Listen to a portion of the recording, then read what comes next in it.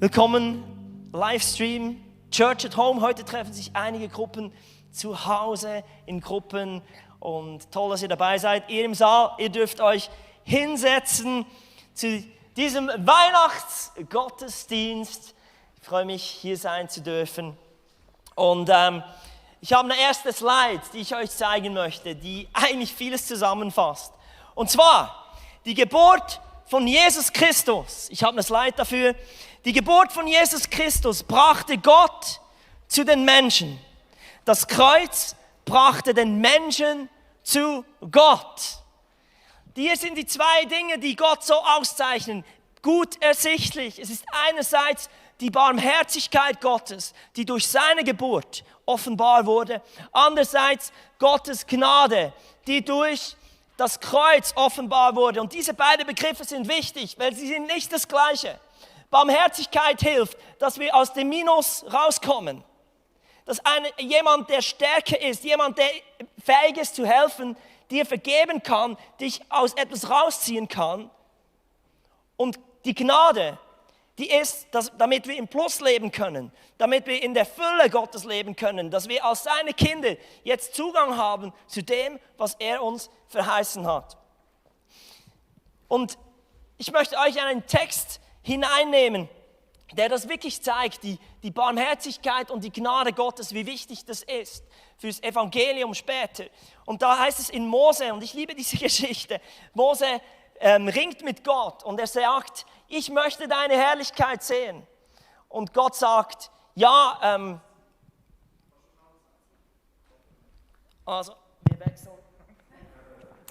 Er ringt und eben er sagt, ich will deine Herrlichkeit sehen. Und Gott sagt zu Mose, weißt du was, ich ziehe an dir vorüber. Du wirst nicht meine Herrlichkeit sehen, du wirst meine Güte sehen. Denn das ist meine Herrlichkeit. Aber du wirst nicht mein Gesicht sehen. Und dann ein paar Verse später heißt es, 2. Mose 34, 5-6. Dann kam der Herr in der Wolkensäule herab, trat zu ihm und rief seinen Namen, der Herr, aus. Er ging an Mose vorüber und sprach, ich bin der Herr, der barmherzige und gnädige Gott. Meine Geduld, meine Liebe und Treue sind groß. Aber Gott hat sein wahres Gesicht nicht gezeigt. Und ich bin so dankbar für Weihnachten, weil dort hat Jesus sich gezeigt. Der Titel dieser Predigt lautet, Gott zeigt sein wahres Gesicht. Wenn wir Weihnachten nicht hätten, dann wäre es einfach ein schönes theologisches Konzept, das nicht greifbar, nicht fassbar wurde. Ich habe eine coole Anekdote gehört von einem Mann, der am Weihnachtsabend, Heiligen Abend, nicht mit seiner Frau in die Kirche wollte. Er sagte ihr, geh du alleine. Wenn ich jetzt gehen würde, das ist reine Heuchelei. Ich glaube an das Zeugs nicht. Ich werde einen gemütlichen Abend vor einem Schminee verbringen, geh du in die Kirche. Und seine Frau ging in die Kirche und währenddem er so vor dem Schminee stand, hörte es plötzlich donnern an den Fenstern. Boom, boom, boom. Und es hörte sich so an, als würde jemand Schneebälle gegen das Fenster werfen. Er ging schauen und hat bemerkt, dass es gar keine Schneebälle waren, sondern Vögel, die vom Licht angezogen waren, vom Schminefeuer, weil es war ein Sturm draußen, ein Schneesturm, und die suchten Schutz und die waren von dem Licht angezogen und die sind voll in die Scheiben geflogen. Und der Mann hat sich angezogen, seine Winterstiefel, seinen Mantel, ging nach draußen und versuchte, diese Vögel davon abzuhalten, dass sie in die Scheiben fliegen. Und er hat sich überlegt, was er jetzt machen kann und hat die Scheunentür aufgerissen, gedacht, dort können sie ja Unterschlupf haben. Und er zündete das Licht in der Scheune an und auch dort die Vögel gingen nicht dort hinein, die flogen weiterhin in die Scheibe und haben sich eigentlich selbst zerstört. Und so hat der Mann alles unternommen. Er ist reingerannt, hat Brosamen geholt und die gestreut in die Scheune, einfach um die Vögel in die Scheune zu locken, damit sie dort Unterschlupf finden konnten. Und irgendwann war er frustriert, weil die Vögel haben nicht auf ihn gehört. Und durch ihn ging so der Gedanke, ich müsste eigentlich ein Vogel sein, damit sie auf mich hören. Und als er das gedacht hat, hörte er die Kirchenglocken läuten von der Kirche, wo seine Frau im Gottesdienst war. Und es war für ihn so ein Aufwachen. Es hat plötzlich gedämmert. Plötzlich hat für ihn die ganze Weihnachtsgeschichte Sinn gemacht. Tolle Geschichte. Weihnachten, Gott musste Mensch werden, damit wir begreifen, was er eigentlich wollte, damit seine Gnade und Barmherzigkeit überhaupt greifbar werden. Ich möchte euch in die Geschichte von Zacharias hineinnehmen, weil er war einer der Ersten, der eigentlich begriffen hat und proklamiert hat, was wirklich an Weihnachten geschehen sollte. Und ich finde die Geschichte wirklich lustig, denn ein Engel ist ihm erschienen. Er und seine Frau Elisabeth waren ja kinderlos, sie waren schon alt und er hat dort im Tempel gedient. Und plötzlich erscheint ein Engel und er ist erschrocken. Und der Engel sagte ihm, hey, deine Frau wird dir einen Sohn schenken.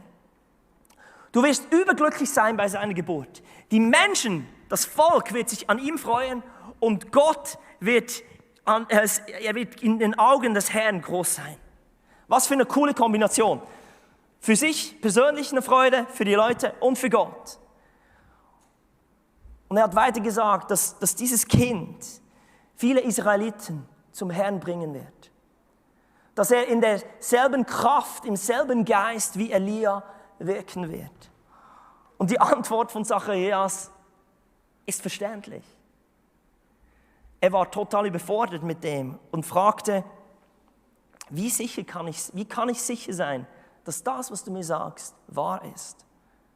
Ich bin doch schon im fortgeschrittenen Alter, so auch meine Frau. Und der Engel gab ihm ein ziemlich deutliches Zeichen. Er sagte, weil du mir nicht geglaubt hast, du wirst zur Geburt deines Sohnes stumm sein. Und jetzt, in 9 Monaten der Stille, kommt eigentlich die beste Predigtvorbereitung. Der Zacharias hatte genügend Zeit, um diese Worte des Engels zu meditieren. Ich nehme an, er hat nochmals in der Tora nachgelesen, in den Propheten, was über den Messias gesagt wurde. Und dann bricht er bei der Beschneidungszeremonie von Johannes in einen Lobgesang aus oder in eine Prophetie. Und ich möchte diesen Text lesen. Ich gehe mitten rein, nicht von Anfang an.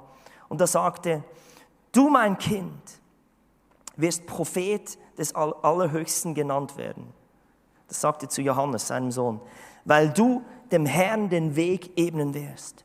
Du wirst seinem Volk verkünden, wie es Rettung finden kann durch die Vergebung seiner Sünden. Durch die Güte und Barmherzigkeit Gottes wird nun das Licht des Himmels uns besuchen, um die zu erleuchten, die in der Dunkelheit und im Schatten des Todes sitzen, und um uns auf den Weg des Friedens zu leiten. Ich habe 3 Wörter unterstrichen, die ziemlich, ich würde sagen, fast ein bisschen abgedroschen sind, aber die so zentral sind. Das Wort Rettung, das Wort Licht und das Wort Friede. Weil das zeichnet den Herrn aus. Wenn sein wahres Gesicht zeigt, dann werden wir das sehen und erleben. Und ich möchte einfach kurz zu diesen 3 Dingen etwas sagen. Erstens Rettung. Das heißt hier, du wirst seinem Volk verkünden, wie es Rettung finden kann und durch die Vergebung seiner Sünden. Um die Kraft des Evangeliums wirklich zu verstehen, müssen wir auch die Härte des Gesetzes verstehen. Und im 2020 wird die Einschränkung durch das Gesetz sogar für uns demokratischen europäischen Länder ganz neu erfahrbar und begreifbar. Das Jahr 2020 schrieb viele ungerechte Geschichten. Corona machte die Reichen noch reicher. Wenn da von der Regierung her Gesetze erlassen wurden, Beschränkungen, so wird es gehandhabt. Da haben einige profitiert und diejenigen, die sonst schwach waren, weniger. Der Italiener um die Ecke der musste ganz schließen. Aber die Pizzakette Santa Lucia hatte die Mittel, einen Home Service, Home Delivery, Takeaway Laden aufzutun, was sie vorher nicht hatten. Die hatten die Mittel. Und plötzlich bestellen alle die Pizza bei Santa Lucia und nicht mehr beim Italiener um die Ecke. Dasselbe war mit Amazon. Der Buchladen um die Ecke, der musste schließen. Alle gehen auf Amazon, bestellen jetzt ihre Bücher dort. Die Großen, die Reichen, haben noch mehr profitiert. Die Schwachen, die Kleinen, wurden durch diese Gesetze noch weiter erniedrigt und eingeschränkt und unterdrückt. Das Gesetz, obwohl es gut gemeint ist, führt dazu, dass Einzelne ihre Freiheit beraubt und somit bestraft werden. Oder auch Corona-Ausgleichszahlungen. Ich habe etliche Freunde, die ein eigenes Event-Technik-Business haben. Die gingen in der ersten Welle total leer aus, haben keinen Rappen bekommen, weil sie die Eigentümer dieses Geschäfts waren. Aber ihre Angestellten haben Ausgleichszahlungen bekommen. Das Gesetz ist einfach nicht fair und es benachteiligt Menschen. Egal, was die Regierung unternimmt, man kann es nie allen recht machen. Das Gesetz ist eine Bürde und sogar für die Regierung kaum realisierbar. Haben wir gesehen, als Uli Maurer 70 wurde, haben sie eigentlich gesagt, man darf nicht singen und das ganze Parlament singt. Also das Gesetz ist eigentlich so schwierig einzuhalten und ist nur eine Bürde. Das Gesetz ist eine Verallgemeinerung, jetzt für die Schweiz, eine gesamtschweizerische Lösung, die der Bundesrat und das Parlament anstreben. Aber der Einzelfall leidet unter dem Gesetz. Jetzt mit den weiteren Einschränkungen zum Beispiel, es gibt Restaurantbesitzer, die hätten genügend Platz, um ein gutes Sicherheitskonzept zu machen. Aber der Bundesrat sagt einfach, wir schließen. Also auch diejenigen, die alles unternehmen, die eigentlich alle Voraussetzungen erfüllen würden, die werden dadurch eingeschränkt, beraubt von ihrer Freiheit, beraubt von ihrer Existenz. Und auch vor 2000 Jahren war das genau gleich. Die Härte des Gesetzes hat die Menschen, wirklich das Individuum, so erniedrigt. Da war einerseits die Härte des Gesetzes, dass die religiösen Leiter anstrebten, die Pharisäer. Etwas, das man eigentlich kaum erfüllen konnte. Etwas, das wirklich nur eine Last war. Aber da war auch das Gesetz der Römer, das auch noch drüber gestülpt wurde, mit horrenden Steuern. Und die Menschen litten unter dem Gesetz. Und da kommt Gottes Erbarmen rein, seine Rettung. Weil seine Rettung ist persönlich. Das ist die unglaubliche Geschichte, Gottes Barmherzigkeit. Wisst ihr, es gibt viele Menschen, die haben Mitleid. Ich habe schnell mal Mitleid mit Menschen, denen es schlecht geht, aber ich habe nicht die Möglichkeiten. Ich habe nicht die Mittel dazu, ich habe nicht das Sagen dazu, ich habe nicht die Zeit dazu.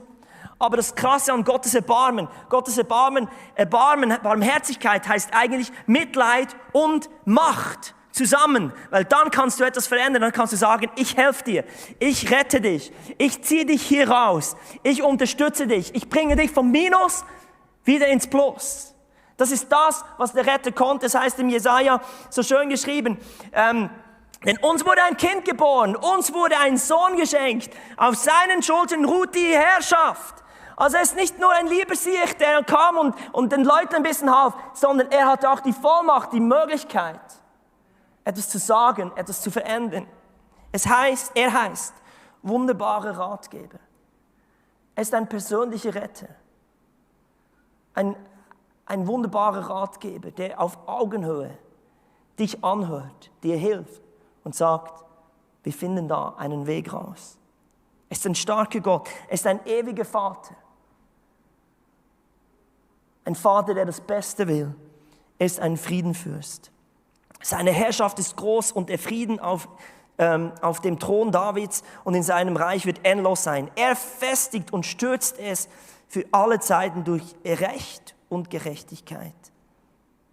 Dafür wird sich der Herr, der Allmächtige, nachhaltig einsetzen. Er ist ein Retter, der das Beste will. Wisst ihr, er ist auf unser Niveau runtergekommen. Gott hat nicht gesagt, ich schicke euch eine Lösung. Er war selbst die Lösung. Und unsere Regierung, die schickt Lösungen. Die sagt, wir zahlen einfach ein bisschen, wir unterstützen die noch.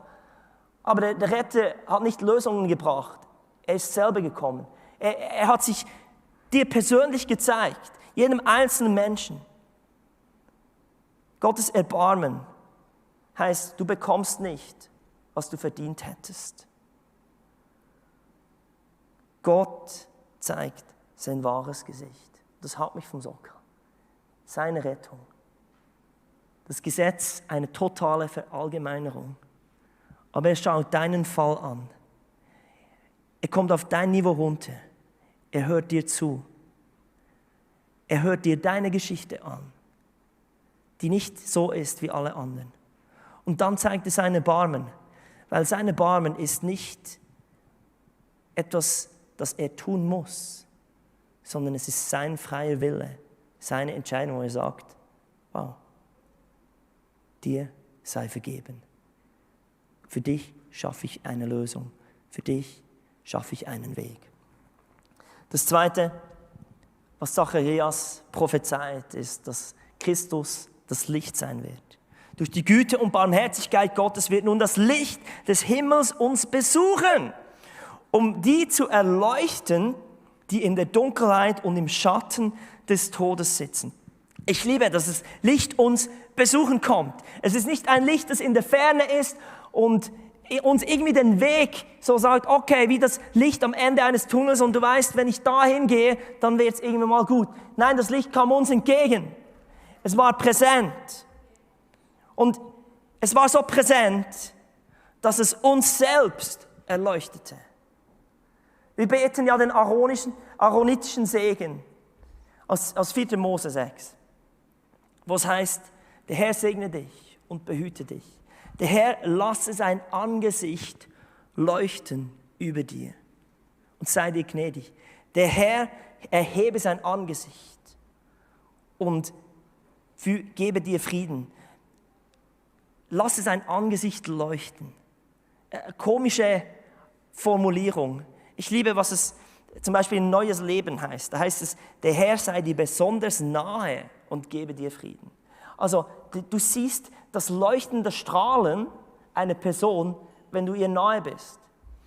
Die beste Übersetzung für mich ist the New Living Translation.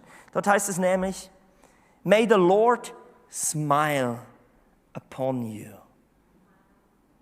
Das Leuchten ist, wenn jemand nahe genug ist und du siehst der Person in die Augen und da ist etwas bewegt von dieser Nähe. Da ist ein Kontakt, eine Beziehung und in der Beziehung passiert etwas.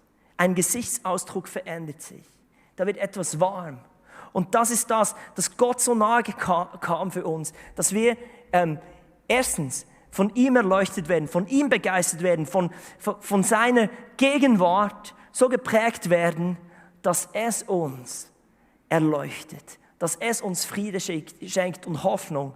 Und gleichzeitig passiert es auch umgekehrt, dass wir in der Nähe des unseres Gottes, dass er, wenn er uns sieht, unser Leben sieht, unsere Story hört, unseren Zustand sieht, dass es etwas in ihm bewegt und dass wir in ihm Barmherzigkeit auslösen.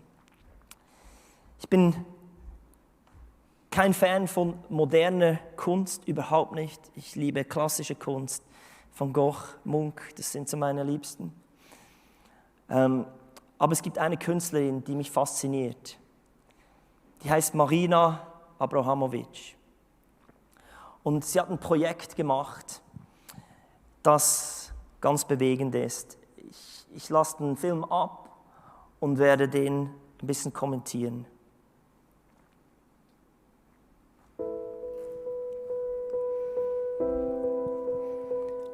Die Ausstellung heißt The Artist is Present. Und sie hat in einem Museum einen Tisch hingestellt, 2 Stühle, war dort für 3 Monate, jeden Tag für 8 Stunden. Ist sie so hingesessen und hat einfach den Menschen in die Augen geschaut. in der Stille. Und der Kurator des Museums hat gesagt, das funktioniert nicht. Die Leute werden nicht die Zeit haben. Es ist aber ganz anders rausgekommen. Die Leute sind Schlange gestanden. Stundenlang haben sie darauf gewartet, dass jemand ihnen die Aufmerksamkeit schenkt, ihnen mal in die Augen schaut, sie mal ernst nimmt. Es hat unglaublich viel bewegt. Für 3 Monate, jeden Tag, für 8 Stunden. Und es scheint ein bisschen das Bedürfnis von Menschen zu sein, mal ernst genommen zu werden, das Gesicht einer anderen Person zu sehen und nicht wie eine Nummer behandelt werden oder jemand, an dem man einfach vorbeigeht. Und es war ihre Ausstrahlung, auch der Künstlerin, die so viele Menschen berührt hat, weil endlich hat mal jemand sie nahe genug angesehen. Und Marina beschreibt, dass sogar diese Begegnungen sie selbst verändert haben. Nach 3 Monaten war sie nicht mehr dieselbe. Und eine berührende Geschichte ist, das ist ihr Ex-Freund, von dem sie sich getrennt hat. Das letzte Mal haben sie sich gesehen, als sie auf der einen Seite der chinesischen Mauer und er auf der anderen chinesischen Mauer auf sich gegenseitig zugelaufen sind, haben sich gegenseitig verabschiedet und nie mehr gesehen. Und er war ein Überraschungsgast und ist gekommen. Und als sie aufblickte, mit jemand, den sie eigentlich nicht mehr sehen wollte, einfach mal wieder ins Gesicht zu schauen. Mal auch seinen Schmerz zu sehen und er ihren Schmerz. Und nochmal zu sehen, was da eigentlich für eine tiefe Berührung, Beziehung eigentlich drin war, die zu Brüche ging.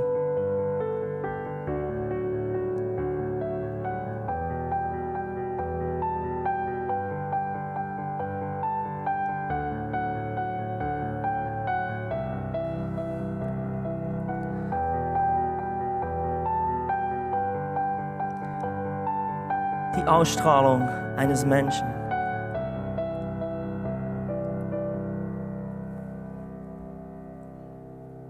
Gott musste uns so nahe kommen,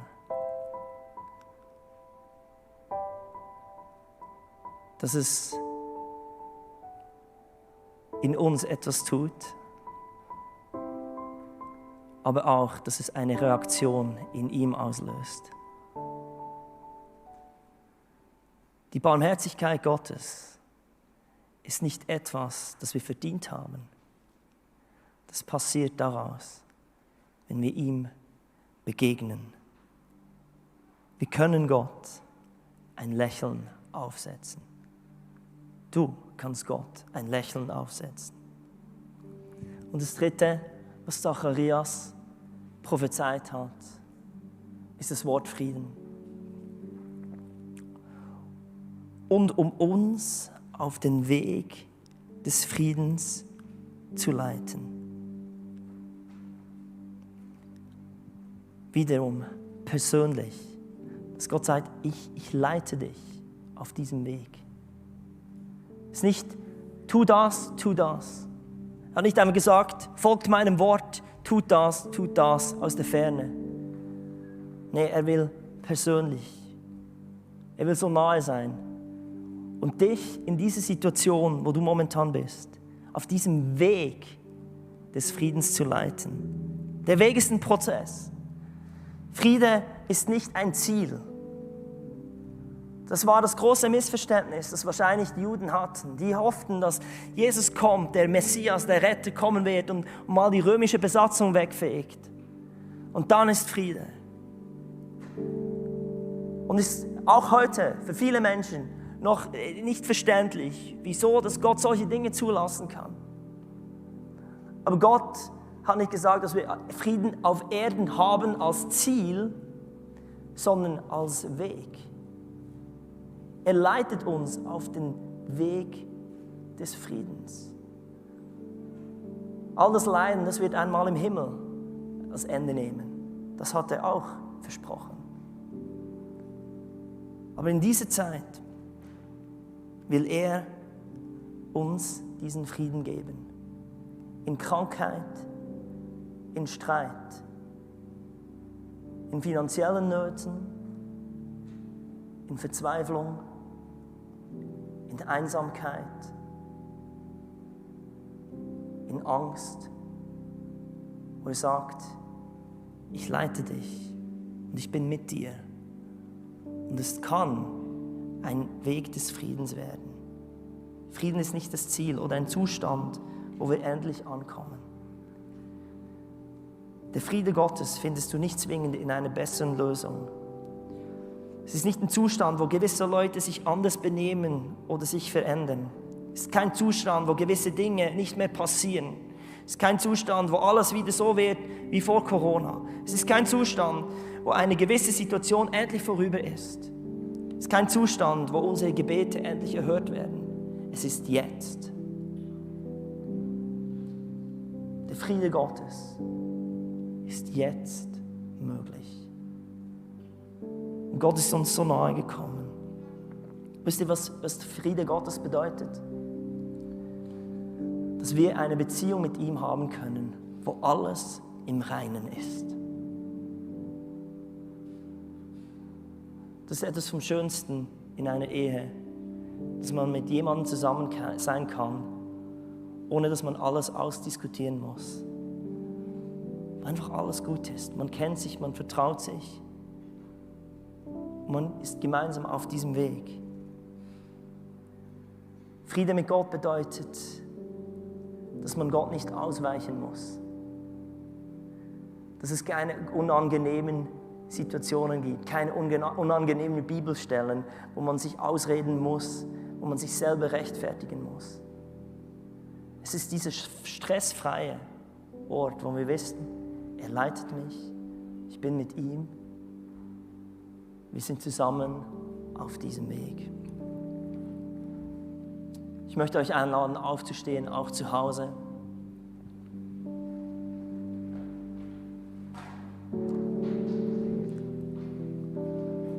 Die Barmherzigkeit Gottes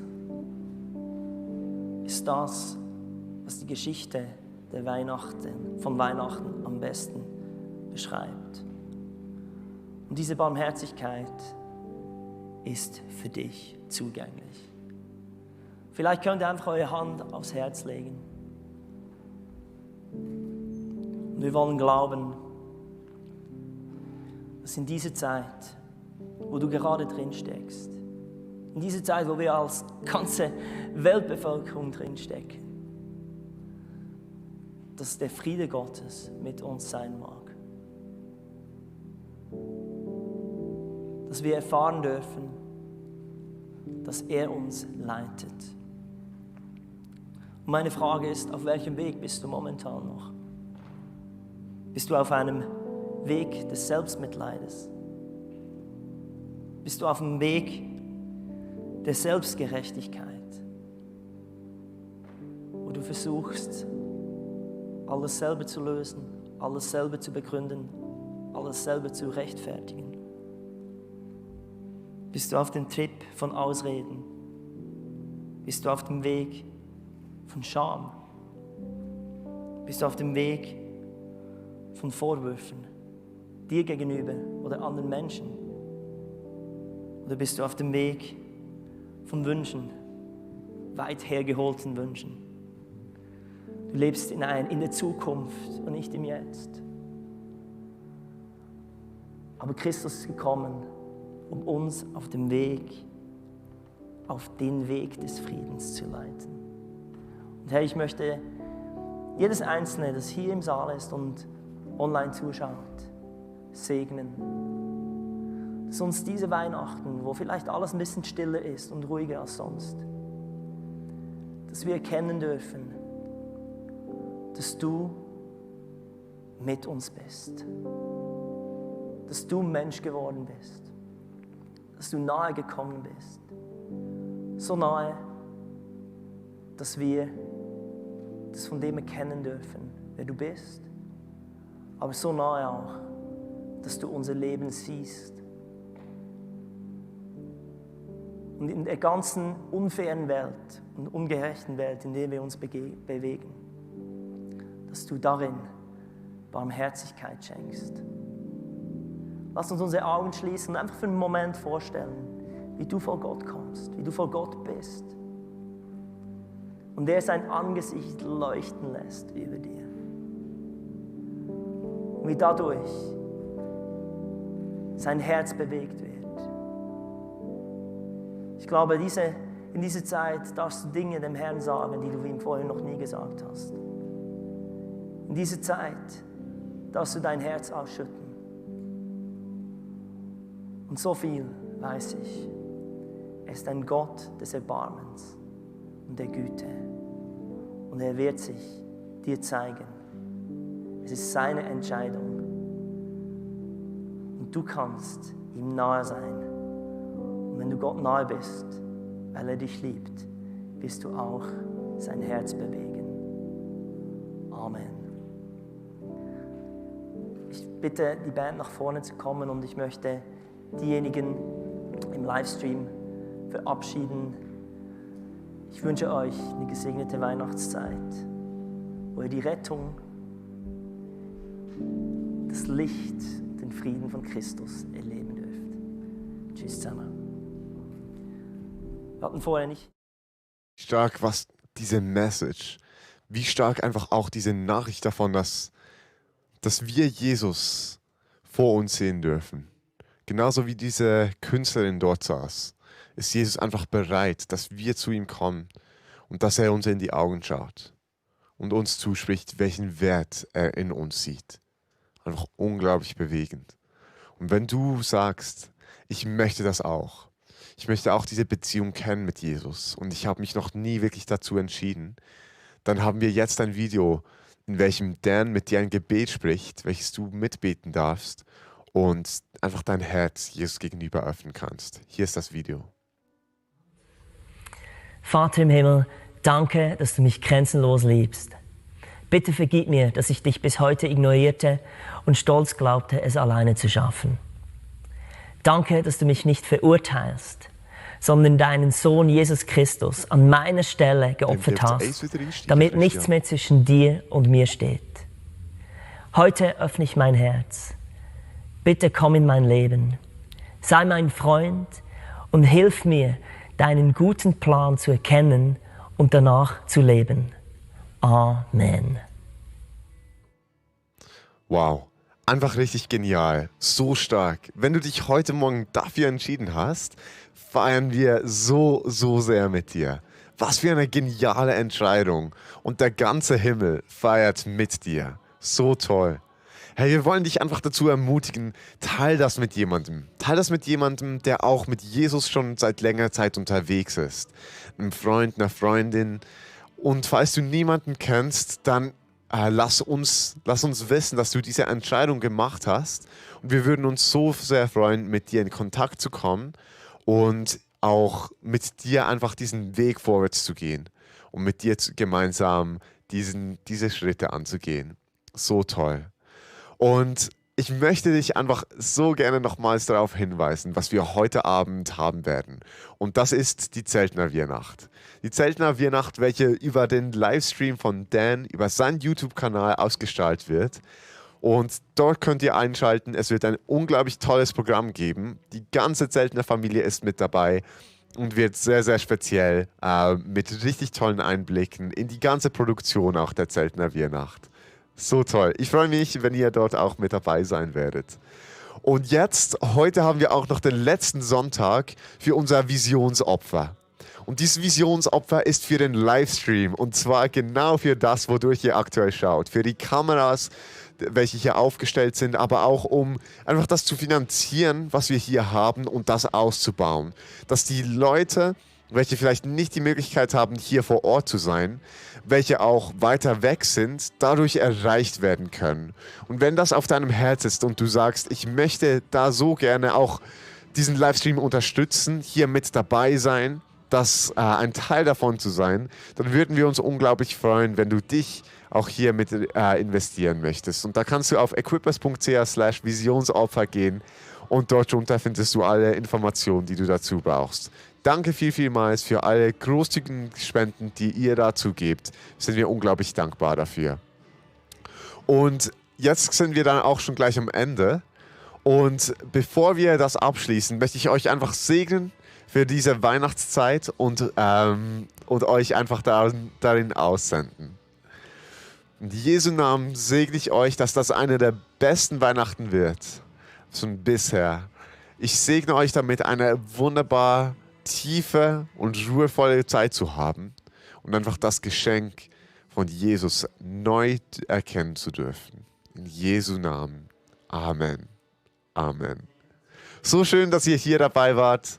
Ich freue mich schon, euch bald wieder zu sehen. Ganz schön die Weihnachten. Tschüss.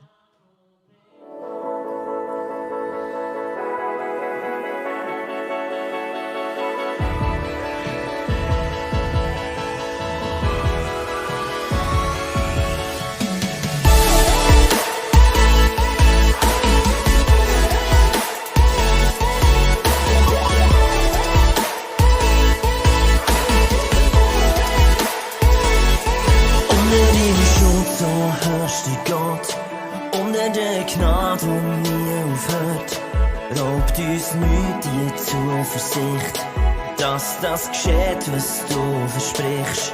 Unter der Führung von deinem Geist, unter deinem Wort, das nie versagt, herrscht in uns die Sicherheit, dass du Herr bist, dir gehört